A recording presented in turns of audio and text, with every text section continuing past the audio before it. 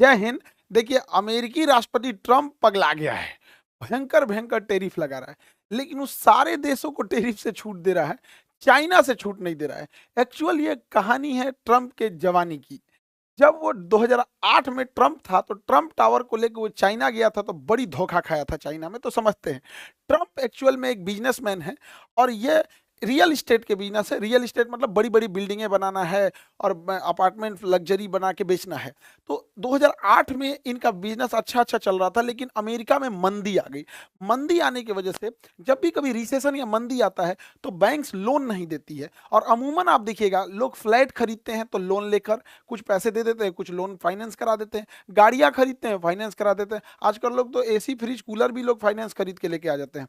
तो वो micro finance भी आजकल आ गया, कुछ दिन में टूथब्रश भी मिल जाएगा फाइनेंस पे। तो 2008 में इतना भयंकर रिसेशन आया ना कि कोई फ्लैट वगैरह खरीद ही नहीं रहा था। तो ट्रम्प को चाहिए था कि एक ग्लोबल एक्सपेंशन करना, जहां पर बहुत तेजी से रियल इस्टेट बूम कर रहा हो। तो 2008 का दौर था जब चाइना में रियल इस्टेट बहुत तेजी से बूम कर रहा था, बड़ी बड़ी बिल्डिंगें बन रही थी। ग्वांगजाऊ, शेनजेंग, फूजान, वुहान, बीजिंग बहुत तेजी से विकसित हो रहे थे। तो ये ग्वांगजाऊ में सोचते हैं कि बड़े बड़े लग्जरी अपार्टमेंट बना के बेचेंगे। उस समय चाइना के जो राष्ट्रपति थे, वो थे हु जिनताओ, और प्रधानमंत्री थे बेन जियाबाओ। अभी राष्ट्रपति हैं सी जिनपिंग, और प्रधानमंत्री हैं ली कोकियांग। तो आगे समझते हैं हम लोग। तो इन्होंने ग्वांगजाऊ में बहुत सारा इन्वेस्टमेंट करने के लिए लगभग 130 बार आवेदन दिया। कोई ना कोई बहाना ढूंढकर 130 बार ट्रंप के आवेदन को एक्सेप्ट रिजेक्ट कर दिया गया।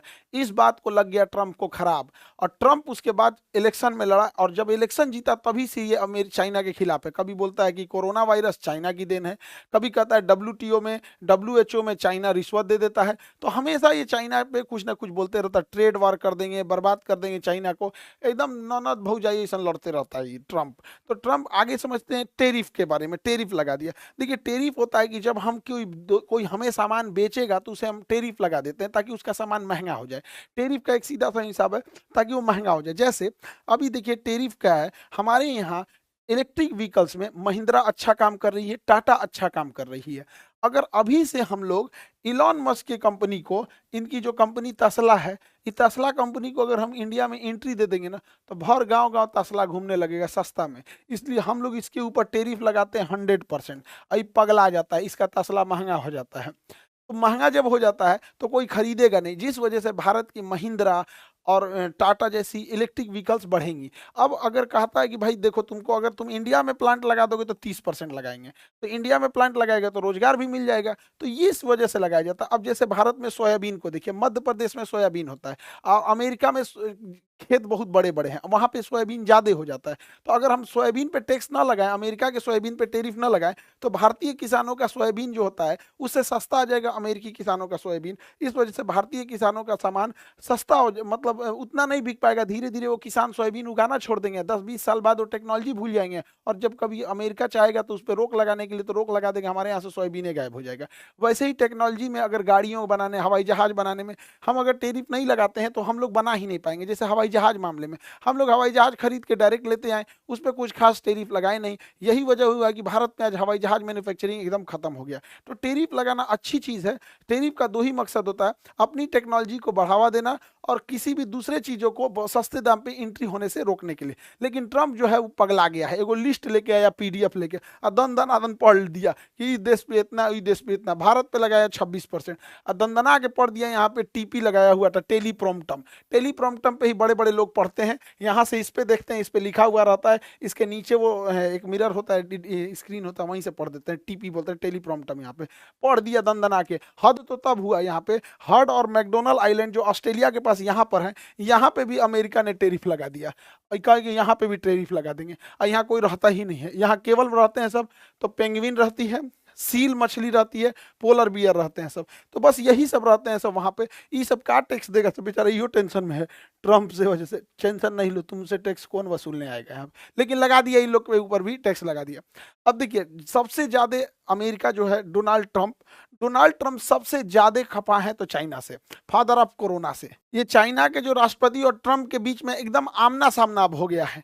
चाइना जो है, जैसे इधर ट्रम्प टैरिफ लगाते हैं उधर से चाइना भी लगा देता है। इंडिया पे तो 26% हुआ, इधर से ट्रम्प लगाते लगाते 245 पहुंच गए, तो चाइनो लगा दिया 245। हमको लगता है मोदी जी के दोस्ती का असर हो गया ट्रम्प को भी। अब की बार 400 पार है, तुम भी बस 400 पार कर देना। तुम भी काहे लिए यहीं रुक रहे हैं यहाँ पे, मोदी जी भी इतने के आसपास रुक गए। 400 हिलाओ, 400 एक कमर तोड़ दो फादर ऑफ कोरोना का। खैर, अब हम समझते हैं कि किस किस स्टेप से, इस स्टेप से, इतने लंबे टेरिफ के स्टेप से अमेरिका को कहाँ कहाँ फायदा होगा। देखिए, अमेरिका को फायदा कैसे होगा कि अमेरिका की जनसंख्या कम है और उसकी ज्यादातर जमीन उपजाऊ है। ज्यादातर जमीन उपजाऊ होने की वजह से जो अमेरिका है ये मक्का का उत्पादन, सोयाबीन का उत्पादन बहुत ज्यादा कर देता है और ये दूसरे देश को बेच देता है। वही चाइना की अधिकांश जन आबाद जमीन जो है बंजर है, पथरीली है, रेगिस्तान है, पर्वत पठार है, तो वो ज्यादा ना मक्का उगा पाता है ना ही सोयाबीन उगा पाता है। लेकिन यही मक्का और सोयाबीन को हम लोग दाना बना के सुअर को देते हैं। और चाइना में सबसे ज्यादा अगर किसी चीज का मीट खाया जाता है तो पोर्क यानी सुअर का मीट खाया जाता है।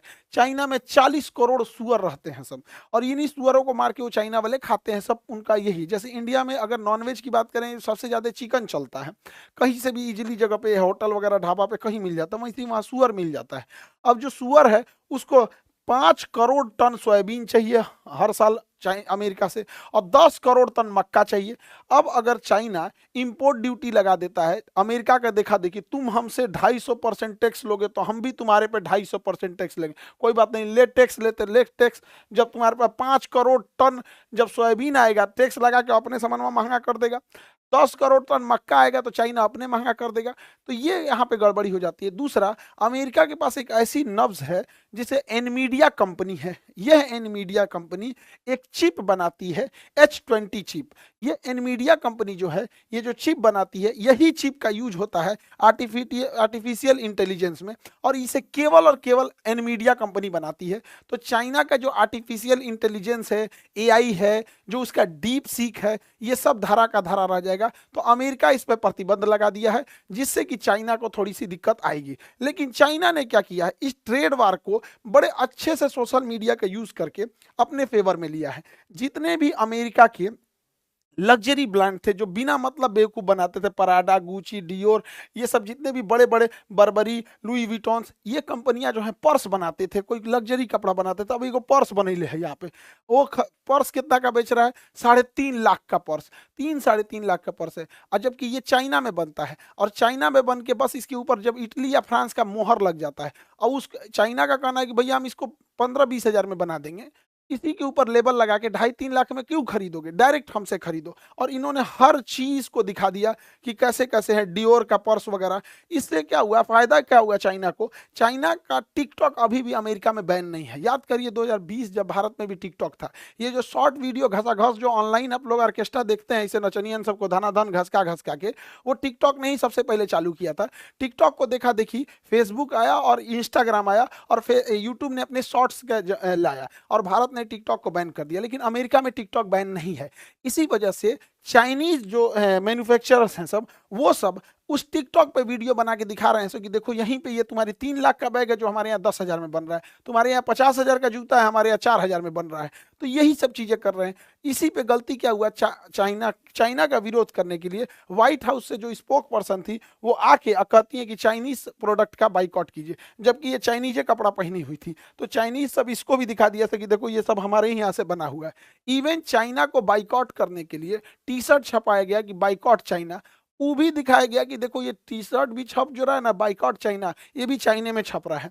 तो चाइना मैन्युफैक्चरिंग हब बन चुका है। उसके पास सस्ते लेबर भी हैं, डिसिप्लिन्ड लेबर भी हैं, और स्किल्ड लेबर भी हैं। हमारे यहाँ क्या है, हमारे यहाँ लेबर सस्ते हैं, बट क्या है कि कोई नेता आके उनको भड़का देगा, वो भी अलग हो जाएंगे। स्किल्ड के मामले में उनकी गरीबी इतनी ज़्यादा है, कहाँ से स्किल्ड सीख पाए यहाँ, तो बड़ा ज़्यादा यूनियन बाजी है, ये सब चीज़ है। लेकिन चाइना में ये सब नहीं है। चाइना के पास, चाइना ने ये जो दवाइयों को प्रतिबंध लगाया है, तो बहुत सारी दवाइयाँ चाइना से अमेरिका में जाती है, वो महंगी हो जाएंगी। एक्चुअल में अमेरिका का हेल्थ सिस्टम बहुत महंगा है। अगर कोई अमेरिका में रहते होंगे और उनके पास इंश्योरेंस नहीं होगा तो बेचारे बिक जाएंगे इलाज कराते कराते, बहुत महंगा है यहाँ पे। चाइना से लेदर के सामान जाते हैं, चाइना से कपड़े जाते हैं। अब अमेरिका ने इस पर टैरिफ लगा दिया है, तो ये अमेरिका वालों को बहुत ही महंगे रेट पे पड़ेंगे। अभी से ही जितने इलेक्ट्रॉनिक आइटम है, चाहे ड्रोन है, कैमरा है, मोबाइल है, लैपटॉप है, कोई भी इलेक्ट्रॉनिक आइटम्स है उस पे चाइना की मोनोपोली है। इतना जल्दी अमेरिका टैरिफ लगाकर इन सारे चीज़ों को रोक तो देगा, लेकिन इससे चाइना अमेरिका के अंदर ही लोगों की महंगाई बढ़ने की वजह से दिक्कत आएगी। हालांकि कुछ समय तक अमेरिकी लोग इतने भी गरीब नहीं हैं, कुछ समय तक इसे झेल सकते हैं, लेकिन ज़्यादा समय तक झेलने के बाद उल्टा ये ट्रंप को भारी पड़ जाएगा। अभी देखिए इसी को विरोध दिखाते हुए शी जिनपिंग ने ट्रंप के इस स्टेटमेंट के विरोध में अमेरिका की एक कंपनी है बोइंग, ज्यादातर जहाज इंडिया में ना दो ही कंपनी की दिखेगी, बोइंग की मिलेगी या तो एयरबस की मिलेगी। यूरोपीय कंपनी की है एयरबस, फ्रांस के टूलूज में बनता है। अमेरिका में है बोइंग। बोइंग से आने वाला था 179 जहाज जो कि एयर चाइना खरीद रही थी, चाइनीज एयरलाइन। इसने एक ऑर्डर को कैंसिल कर दिया, कहा कि रखे रहो यहाँ पर। इससे कि करोड़ों रुपए का लॉस लग गया बोइंग कंपनी को। और इसको लॉस लगेगा तो ये करोड़ों रुपए का सरकार को टैक्स का लॉस जाएगा, तो सरकार पे दबाव बनेगा। इसने कहा कि भाई हम नहीं लेंगे, फिलहाल हम इसके लिए यूरोप से ले लेंगे, यूरोप का एयरबस ले लेंगे। लेकिन चाइना यही नहीं रुका है, वो अपने तत्काल जरूरतों को पूरा करने के लिए बोइंग को नकार कर एयरबस पे जाके शिफ्ट हो रहा है। एयरबस जो कि यूरोपीय कंपनी है, लेकिन चाइना इससे आगे निकलेगा। वो ना बोइंग का जहाज लेगा ना वो एयरबस का लेगा। चाइना अपना बना रहा है C919। C91 चाइना का जहाज है, बहुत बेहतरीन है और अच्छे से ट्रायल करके चाइना ने बना ही लिया है। और साथ ही रसिया ने भी बनाया है MC21, ये भी जहाज है। तो फ्यूचर में चाइना अपना मेड यूज रखेगा और कुछ रशियन जहाजों को रखेगा। ये और भी बेहतर है MC21, ये बहुत ज़्यादा चौड़ा है, कंफर्टेबल है। इस सब में तो लगता है मुर्गी दरबा में घुसा दिया है। तो चाइना जो है वो इकोनॉमिकल वार वैसे ही लड़ता है जैसे जमीनी लड़ाई पर इजराइल लड़ता है। इजराइल की नीति है तुम थोड़ा सा मारो, हम तुमको घर घुस घुस के मारेंगे। चाइना कहता है हमको लड़ाई नहीं लड़ना, हम फाइनेंशियल इकोनॉमिकल लड़ाई लड़ेंगे और घुस घुस के मारेंगे वहां पर। तो इसी वजह से चाइना भारी पड़ता दिख रहा है। चाइना की जो सबसे बड़ी ताकत है वो रेयर अर्थ मेटल है। रेयर अर्थ मेटल उन मेटल को कहते हैं जो बहुत कम मिलते हैं, और दुनिया के रेयर अर्थ मेटल पे 70 से 80% चाइना है। ये रेयर अर्थ मेटल बहुत जरूरी होते हैं। ये मिसाइल में, रडार में, जहाज में, इसका एयरक्राफ्ट शटल में, अंतरिक्ष में, जहां जहां टिपिकल चीज होते हैं वहां रेयर अर्थ मेटल लगे होते हैं। और ये रेयर अर्थ मेटल जो होते हैं वो चाइना के पास है। और चाइना ने कहा है कि हम अमेरिका को निर्यात नहीं करेंगे, अमेरिका को एक्सपोर्ट नहीं करेंगे, ना ही किसी अन्य देश को करेंगे। चाइना इतना होशियार है कि अमेरिका को नहीं करेगा, मान के चलिए वो थाईलैंड को करेगा तो अमेरिका थाईलैंड से खरीद लेगा, इंडोनेशिया को करेगा तो अमेरिका इंडोनेशिया से खरीद लेगा। तो चाइना ने कहा कि रुक, तुम ज्यादा उड़ता है अपनी मिसाइल, जहाज, हेलीकॉप्टर, अंतरिक्ष, टेस्ला मोटर्स, स्पेस एक्स पे ना ले, तुमको रेयर अर्थ मेटल नहीं देंगे और बाकी किसी को देश को भी नहीं देंगे, ताकि उसको पता चले, ताकि तुम अमेरिका पहुंचा सको। और ये चाइना की सबसे बड़ी ताकत है, रेयर अर्थ मेटल। सैटेलाइट में भी रेयर अर्थ मेटल यूज होता है, कोई शटल भेजने में, कोई अंतरिक्ष एंटीना के लिए भी ये रेयर अर्थ मेटल कुछ कुछ होते हैं जो बहुत जरूरी होते हैं। भारत में रेयर अर्थ मेटल ज्यादातर हम लोग को अरुणाचल प्रदेश से मिलता है। अब जैसे देखिए सुपर कंप्यूटर हो गया, इसमें भी चाहिए रेयर अर्थ मेटल। इसी सुपर कंप्यूटर की मदद से बड़े बड़े जो बड़े स्काई स्क्रेपर्स बिल्डिंग होते हैं उनका स्टेबिलिटी टेस्ट होता है, लोड टेस्ट होता है, उनकी डिजाइन टेस्ट की जाती है। इवन यही सुपर कंप्यूटर है जो चक्रवात और सुनामी जैसे चीजों की बहुत पहले भविष्यवाणी कर देते हैं। और चाइना इन सुपर कंप्यूटर में लगने वाले रेयर अर्थ मेटल और सिलिकॉन जैसे चिप्स को देने से मना कर दिया है, जिससे कि इसकी इस विकास में भी धीमा आएगी। हालांकि रेयर अर्थ मेटल का यूज बड़े पैमाने पर डिफेंस इंडस्ट्रीज में होता है, जैसे अमेरिका का F-35 लाइटनिंग, ये बहुत खतरनाक जहाज है। हालांकि कोई बड़े देश से लड़ाई में अभी भाग नहीं लिया। F-22 राप्टर ये ज्यादा विश्वसनीय है, हालांकि ये ज्यादा लड़ाई में भाग नहीं लिया है, ये ज्यादा खतरनाक है। ये ज्यादा लड़ाई में भाग लिया है इसलिए विश्वसनीय है। अभी अमेरिका ने F-47 लॉन्च किया है जो 6th जनरेशन का होगा। और अमेरिका के पास एक से एक एडवांस हेलीकॉप्टर है, चाहे वो चिनूक हो, अपाची हो, ब्लैक हॉक हो, इन सब में रेयर अर्थ मेटल होता है। इनके मेंटेनेंस में जब ये बिगड़ेंगे तब वहां पर। और चाइना ने इन सारे रेयर अर्थ मेटल पे अमेरिका के साथ साथ दुनिया के किसी भी देशों को देने से मना कर दिया है। अभी अमेरिका की जितनी भी चीजें हैं, चाहे वो रेयर अर्थ मेटल के बिना ना मिसाइल काम करने वाली है, ना रडार काम आएगा, पनडुब्बियों में भी उसकी जरूरत होती है, लड़ाकू जहाज, हेलीकॉप्टर, ड्रोन, UAV, कहीं पे भी देखेंगे तो ये रेयर अर्थ मेटल जरूरी है, जिसपे चाइना की मोनोपोली है। रेयर अर्थ मेटल के बाद चाइना का दूसरा सबसे पावरफुल चीज होता है सिलिकॉन। सिलिकॉन दुनिया में सबसे बड़ा सिलिकॉन उत्पादन में चाइना और ताइवान आते हैं। तो सिलिकॉन के मामले में चाइना बहुत आगे है। सिलिकॉन की मदद से ही हम इंटीग्रेटेड सर्किट आईसी चिप बनाते हैं, कंप्यूटर का कोर बनाते हैं, कोई भी पीसीबी बोर्ड बनाते हैं। इलेक्ट्रॉनिक आइटम्स बिना सिलिकॉन के नहीं बन सकता, इसमें भी चाइना की पूरी तरह से मोनोपोली है। ग्रेफाइट के मामले में चाइना पूरी दबदबा रखता है। ग्रेफाइट का यूज हम लोग स्नेहा के रूप में, रूब्रिकेंट के रूप में करते हैं मशीनों में घिसावट को रोकने के लिए। जैसे हम कैरम बोर्ड में खेलते हैं, घिसने लगता है तो पाउडर छिड़क देते हैं, जिस वजह से वो फिसलता है। हालांकि इस पे ये ग्रेफाइट छिड़कते तो और अच्छा से फिसलता है, लेकिन करिया हो जाता, दिखबे नहीं करता। इसलिए मशीनों में लुब्रिकेंट के रूप में ग्रेफाइट का यूज किया जाता है। परमाणु बिजली घर में भी ग्रेफाइट का यूज होता है, बैटरी में भी ग्रेफाइट यूज होता है, पेंसिल के नोक पे भी ग्रेफाइट का यूज होता है, बहुत जगह होता है। और ये चाइना इस पे भी अपनी मोनोपोली जमा के रखा है। जब ये जो ट्रेड वॉर चल रहा है ना, इस ट्रेड वॉर में बहुत घाटा होने वाला है अमेरिका को। ये बेवकूफ को समझ में नहीं आ रहा है, ट्रंप को। तुम नहीं पढ़ा है, तुमको कहां से पढ़ा है, देख सुन इसको पढ़। आरसीईपी, आरसीईपी ये चाइना का ब्रह्मास्त्र है, चाइना का ब्रह्मास्त्र है। Regional comprehensive economic partnership, regional comprehensive economic partnership ये क्या कहता है कि ये लोग आपस में व्यापार कर लेंगे। इसमें टोटल 15 देश आते हैं। अभी बांग्लादेश और श्रीलंका भी आने के लिए बोला है। 15 देश में कौन कौन आते हैं, यहां से उठाएंगे ये सब। और इसमें जापान और कोरिया और चाइना, ये सारे देश आते हैं। ये आपस में व्यापार कर सकते हैं। ऐसे व्यापार करेंगे जैसे कोई राजस्थान का व्यक्ति मध्य प्रदेश में सामान बेचना चाहता है तो उसे कोई दिक्कत नहीं होता है। लेकिन वही राजस्थान का व्यक्ति जब पाकिस्तान में बेचना चाहता है तो प्रॉब्लम्स आएगी, क्योंकि कस्टम चाहिए, सारा चीजें बहुत पेपर वर्क करना पड़ता है। तो आरसीईपी में कहता है कि हम जो 15 देश हैं, हम ये 15 देश आपस में किसी भी तरह का हम लोग ये सब चीजें नहीं लेंगे। चाइना का कोई भी सामान इजिली थाईलैंड चला जाएगा, इजिली वियतनाम चला जाएगा, म्यांमार चला जाएगा, Singapore, Indonesia, even Australia, Japan चला जाएगा, कोरिया चला जाएगा। तो ये आरसीईपी है सब। सोचिए, इससे अमेरिका को बहुत टेंशन है, क्योंकि अमेरिका ने टेरिफ लगा दिया 245%।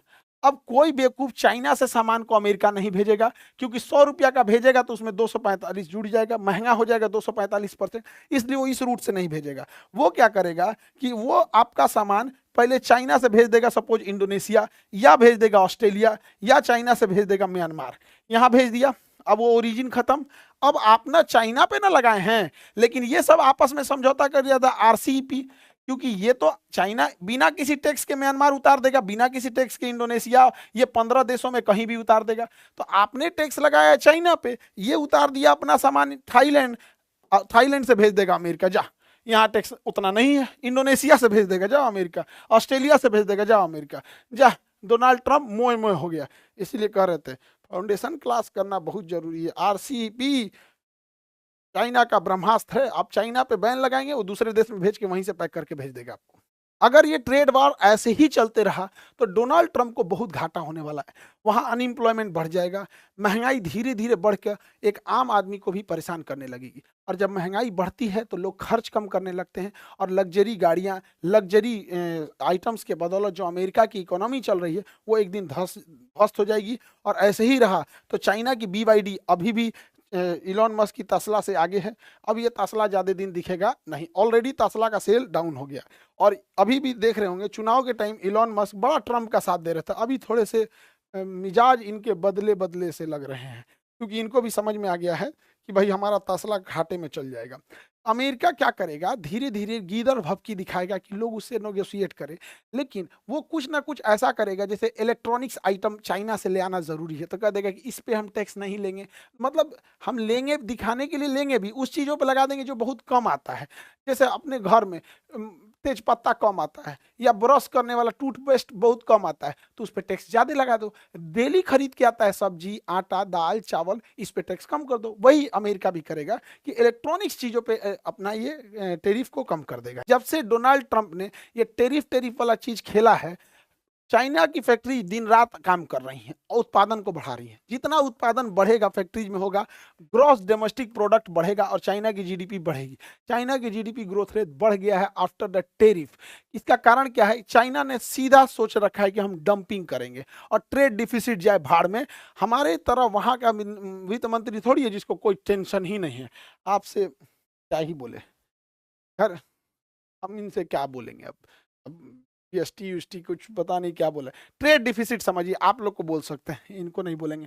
ट्रेड डिफिसिट क्या होता है? अगर हम ट्रेड डिफिसिट को ऐसे समझें कि हम चाइना को 100 रुपये का सामान बेचे, तो हमने निर्यात किया 100 रुपये का और चाइना ने हमें बेच दिया 500 रुपये का, तो भारी पड़ गया चाइना। तो चाइना बेचा 500 का, हम बेचे उसको 100 का, तो हमको ट्रेड डेफिसिट घाटा लग रहा है 400 रुपये का। अब समझिए चाइना क्या करता है, हम लोग चाइना को बहुत कम सामान बेच पाते हैं। हम लोग चाइना से मंगाते हैं 113 बिलियन डॉलर का और बेच पाते हैं महज 14 बिलियन डॉलर का। सोच सकते हैं, लगभग हमारा ट्रेड डिफिसिट व्यापार घाटा 100 बिलियन डॉलर का है। 100 बिलियन डॉलर का घाटा है। बहुत शर्मनाक चीज है हम लोगों के लिए। चाइना का कहना है कि ठीक है इंडिया, आप भी अपना एक्सपोर्ट बढ़ा लीजिए, आप भी बेचिए हमारे यहाँ कुछ, आइए बेचिए। हम लोग कुछ बेचिए नहीं पाते हैं चाइना में। क्या लगता है हमारे यहाँ फिनिशिंग गुड चाइना से अच्छे और चाइना से सस्ते हैं? नहीं है। वहाँ के इंजीनियरों ने, वहाँ के लोगों ने बहुत डेवलप किया। हम लोग कुछ बेचिए नहीं पा रहे हैं। हम लोग क्या बेच रहे हैं? तो चावल बेच रहे हैं, नेचुरल चीज़ें जो उगा रहे हैं वो सब बेच रहे हैं। इलेक्ट्रॉनिक आइटम तो हम बेच नहीं पाएंगे। ये तो हाल हो गया है हम लोग का। क्या बेचे? इडली डोसा सांभर, वो तो बेच दिया अपना। चाउमीन बर्गर मोमो डिमसम दुकुन चीज ले आके बेच दिया यहाँ पे। तो होता है यहाँ पे। अभी समझिए, अभी भारत को और लगने वाला है घाटा। घाटा क्यों लगने वाला है? क्योंकि चाइना पे बढ़ गया है टैरिफ। अब चाइना यहाँ पर बेच नहीं पाएगा, तो अमेरिकी व्यापारी क्या करेंगे? सब भारतीय व्यापारियों से टाई अप करेंगे और चाइना से सामान अब आएगा इंडिया, और इंडिया से फिर जाएगा अमेरिका। इंडिया से फिर जाएगा अमेरिका। इससे तो जो भारत के कुछ व्यापारी हैं उनको फायदा होगा कि भैया वो सस्ता में खरीदेंगे, कुछ मार्जिन रख के अमेरिका को बेच देंगे। और अमेरिका में जो व्यापारी बिजनेसमैन है वो भी हो जाएगा कि भैया कौन जाएगा 245% देने का, इधर से ले लेते हैं 20-25% पे यहाँ से। लेकिन जो भारत का इंपोर्ट है वो तो और बढ़ जाएगा। इंपोर्ट बढ़ेगा, हम लोग एक्सपोर्ट कर ही नहीं पा रहे हैं, तो हमारा जो ट्रेड डिफिसिट है वो और बढ़ जाएगा।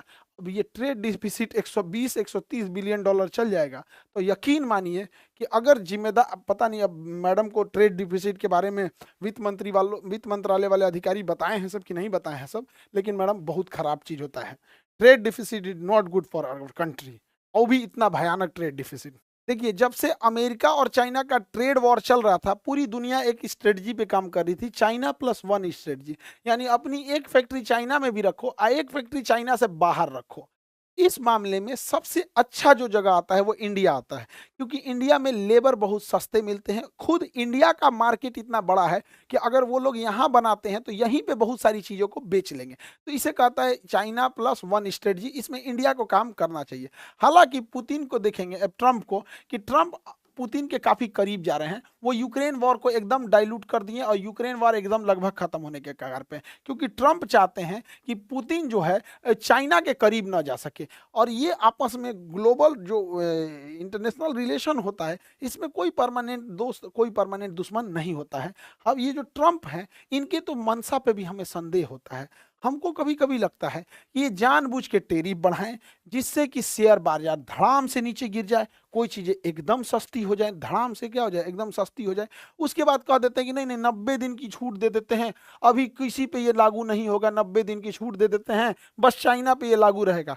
तुरंत शेयर मार्केट बढ़ जाता है। और शेयर मार्केट बढ़ने से पहले ये कहते हैं कि अभी खरीद लो शेयर मार्केट, बहुत आराम से हो जाएगा। अभी बहुत लोगों को बुझा नहीं रहा होगा, तो धड़ाम से गिरा ही धड़ाम से उड़ गया। इसमें क्या हुआ? एक नॉर्मल एग्जांपल देके समझाते हैं आपको। ये हाईवे है, देखिए ये हाईवे है, हमको ये जमीन खरीदनी है। सपोज कीजिए ये जमीन खरीदनी है। अब कैसे खरीदा जाए? खरीद के बेच के निकल जाना है, तो हल्ला कर देंगे कि यहाँ शमशान घाट खुलने जा रहा है, शमशान घाट। अब जैसे ये हल्ला होगा ना कि यहाँ शमशान घाट खुलने जा रहा है, जमीन की प्राइस धड़ाम से नीचे गिर जाएगी। शमशान घाट खुलने जा रहा है तो यहाँ जमीन की प्राइस क्या हो जाएगी? धड़ाम से नीचे गिर। जैसे गिरेगी तो हम ये जमीन खरीद लेंगे, जमीन खरीद लेंगे। बाद में कहेंगे शमशान घाट कैंसिल, शमशान घाट कैंसिल। अब जमीन का रेट तो वापस आ गया। अब क्या करेंगे? हम इसमें एगो कोनो फ्लैटवा बिचवा में एगो कोई कहीं एगो फ्लैट अमिताभ बच्चन को दे देंगे फ्री में, कि लीजिए आप ये चाबी लीजिए, ये वाला आपका एरिया हो गया। अब क्या करेंगे? बाकी प्लॉट को बेचेंगे। अरे आके रहो ना जी, यहाँ फ्लैट में खरीदो, ये करोड़ों का खरीदो ना, ये अमिताभ बच्चन के पड़ोसी कहलाओगे, ये हुआ तो ये जो फ्लैट बिकना चाहिए 3 गुना दाम पे बिक जाएगा। उसके बाद अमिताभ बच्चन साहब को कहेंगे कि बेच के जाना है तो जाइए, रहना है तो रहिए, वो समझे यहाँ पे निकल गया। ऐसे शेयर बाजार होता है, परसेप्शन का खेल है। हालांकि कोई जरूरी नहीं कि शेयर बाजार केवल ऐसे हो, एक आम इंसान को समझने के लिए बताए हैं कि कब जब संभावना दिखती है कि ये चीज फ्यूचर में जा सकता है तो उसकी बिना मतलब वैल्यू बढ़ जाती है, और वो संभावना दिखती है खत्म हो गया तो घट जाती है। जैसे जमीन, क्या मतलब बनता है, कोई जमीन महंगा पे महंगा हुए जा रहा है, कोई सस्ता पे सस्ता हुए जा रहा है, तो हमको तो ट्रंप के मंशा पे भी डाउट होता है क्या कर रहा है। इधर जैसे ट्रंप ने अनाउंस किया भारत पे भी 26% टैक्स, तो यह एप्पल कंपनी जो चेन्नई में अपना मैन्युफैक्चरिंग करती थी, इसने सोचा कि एक काम करते हैं, जल्दी जल्दी इसको पहले अमेरिका में भेज देते हैं, कहीं ये महंगा मत हो जाए, बिना मतलब 26% एक्स्ट्रा क्यों देंगे। तो इसने ग्रीन कॉरिडोर बनाया, आईफोन ने। ग्रीन कॉरिडोर में गाड़ियों को रास्ता दिया जाता है, अमूमन यह किसी वीआईपी के लिए या फिर बहुत इमरजेंसी में, कोई मेडिकल इमरजेंसी होता है तब ग्रीन कॉरिडोर बनाया जाता है। ग्रीन कॉरिडोर में पूरी सारी सड़कें खाली करा देती हैं और ग्रीन कॉरिडोर बना के, और उस जहाज में भर भर के लेके गए थे लोग यहाँ पर, और यहाँ पर 600 टन, सोचिए 600 टन आईफोन ले गए, यानी 15 लाख यहाँ से आईफोन को अमेरिका ले गए हैं लोग। 6 अलग अलग जहाजों में 100 टन भर के 6 अलग अलग जहाजों में लेके फ्लाइट यहाँ से उड़ गया है। जिस चेन्नई एयरपोर्ट पे कस्टम क्लियरेंस में 30 घंटे लगता था, आईफोन ने उसे 6 घंटे में करवा के और तुरंत वहां से उड़ान भर दिया। क्योंकि टेरिफ लगने से पहले अगर आप देश की सीमा छोड़ चुके हैं तो उस पर टेरिफ नहीं लगता है, क्योंकि आईफोन और एप्पल को पता नहीं था कि ट्रंप इतना जल्दी ये हो जाएगा, और उन लोगों ने आनंद फानन में आके तुरंत लेके उड़ गए सब। जब उड़ गए सब वहां उतरे सब तो पता चला अभी 10 दिन की छूट है, फिर पता चला कि अभी 90 दिन की छूट है। अभी डेली टेस्ट क्वेश्चन का जो है 22 अप्रैल से चालू हो जाएगा। Daily test 50 question with discussion आप लोग के लिए, क्योंकि एग्जाम इधर सब पास पास में है। और एएलपी का बैच जो होगा वो 24 तारीख से स्टार्ट हो जाएगा। पिछली साल जो हम लोग स्टार्ट किए थे नीट और जेई, तो ऐसा लगता था कि रिजल्ट आएगा कि नहीं आएगा। अभी जेई मेंस का रिजल्ट आया है। इन लोग जो एडवांस की तैयारी कर रहे हैं उनकी शुभकामनाएं, जिनका मेंस हो गया उनको भी ढेर सारी शुभकामनाएं। इन ऐसे होनहार बच्चे जो थे अभी आए थे उन लोग का रिजल्ट हो गया यहाँ पे। बड़ा खुशी हो रहा था इन लोगों से मिलकर कि पिछले साल हम लोग जब शुरू किए थे तो नहीं लगा था कि एक साथ इतने बच्चे आ जाएंगे। अभी तो कुछ ही बच्चे थे जो पटना में थे, कुछ बच्चे ऑनलाइन थे, कुछ बच्चे अभी मेन एडवांस की तैयारी में हैं। तो बहुत जल्दी रिजल्ट आ रहा है, और नीट में भी इसी तरह से रिजल्ट आएगा। बहुत खुशी हुई। अब आप लोगों को कोटा जाने की जरूरत नहीं है, यहीं बैठ के पढ़ाई कीजिए बेस्ट फैकल्टी के साथ एट मिनिमम फीस, कोई क्वालिटी से कंप्रोमाइज नहीं। आई होप आप सारे टॉपिक समझ गए होंगे। मिलेंगे नेक्स्ट क्लास में। जय हिंद।